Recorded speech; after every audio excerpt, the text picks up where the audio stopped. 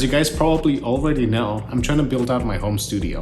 The only microphone that I own is this SM57, and I brought this from home. I brought this from Cyprus. Obviously, it's a great microphone. You can do a ton of work with just this one microphone. I really want a condenser microphone so I can record some nice vocals. But I also need that microphone to be good for everything. I want a versatile microphone that I can use on vocals, guitar, just whatever comes in, like some percussion. Having a microphone that can do any task is ideal in a home studio environment. So my requirements for that would be a condenser microphone that sounds killer, has a relatively neutral sound.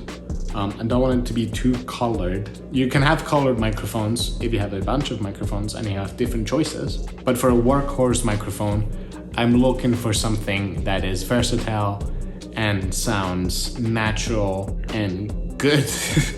So what I thought is to show you guys how I'm gonna go about choosing which microphone to buy. The plan is bring a few microphones here in the apartment and test them out. So most of the time I'm gonna be using the microphone for vocals. I'm gonna have my girlfriend come in and sing. I'm gonna have her sing the same song, the same part of the same song on each microphone. And we're gonna choose which one sounds the best. And I'm gonna take a few things into consideration when choosing the microphone. Obviously the most important thing, the sound, but also the profile.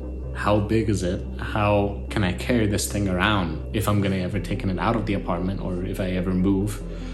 Does it have a case? Is it a tube or a FET microphone? Do I need a power supply, basically? So you guys know the plan. Let's just dive right in and test out some microphones and we'll just choose the best one.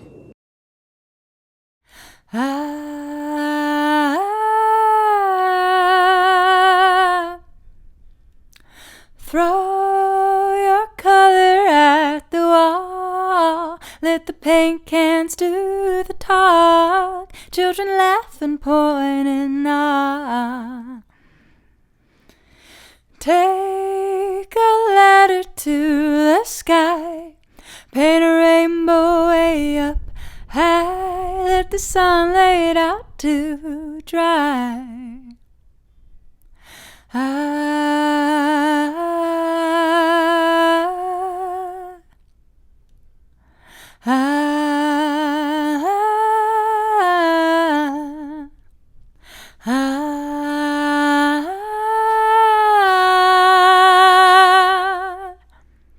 Throw your color at the wall. Let the paint cans do the talk. Children laugh and point and ah.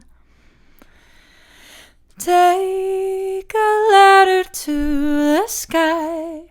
Paint a rainbow way up high. Let the sun lay it out to dry.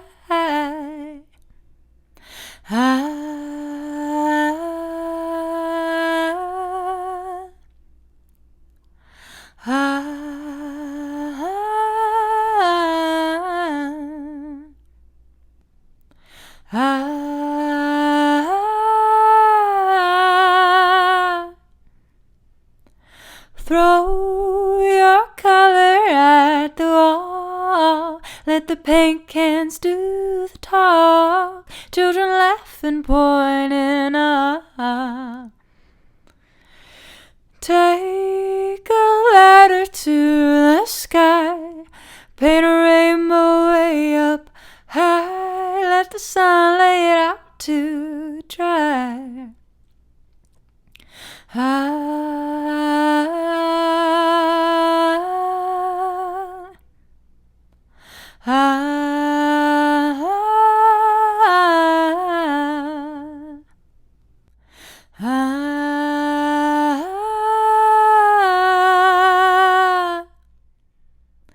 Throw your color at the wall. Let the paint cans do the talk. Children laugh and point and ah. Take a ladder to the sky. Paint a rainbow way up high. Let the sun lay it out to dry. Ah.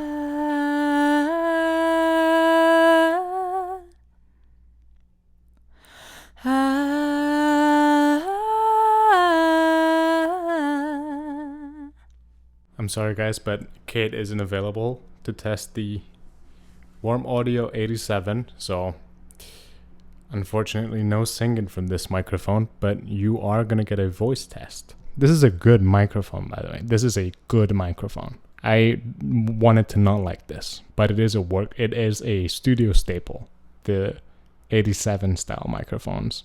I like it a lot. Okay, it's been a few days, but we've finally gone through all the microphones and I have reached a conclusion. First of all, huge shout out to Andrew for letting me steal his microphones and bringing them to my apartment here to test them out in my own space. It was super helpful. So what we brought in was the CX12, the 414, the 87, the 47, and the 251. Now my top three right off the bat were the CX12, the 47, and the 251.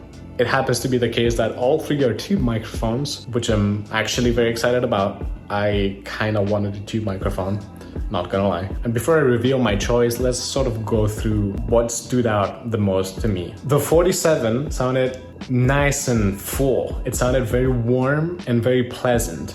It's a big microphone, quite heavy. It comes in its wooden case that every Warm Audio microphone comes in, but it didn't come with the case that the CX12 came in. The CX12 also sounded full and natural, but also pleasantly bright. It had a nice natural brightness to it that the 47 did not have. In addition to it sounding amazing, it comes with an amazing case. It is the only Warm Audio microphone that comes in a nice hard case. The 251 also sounded amazing.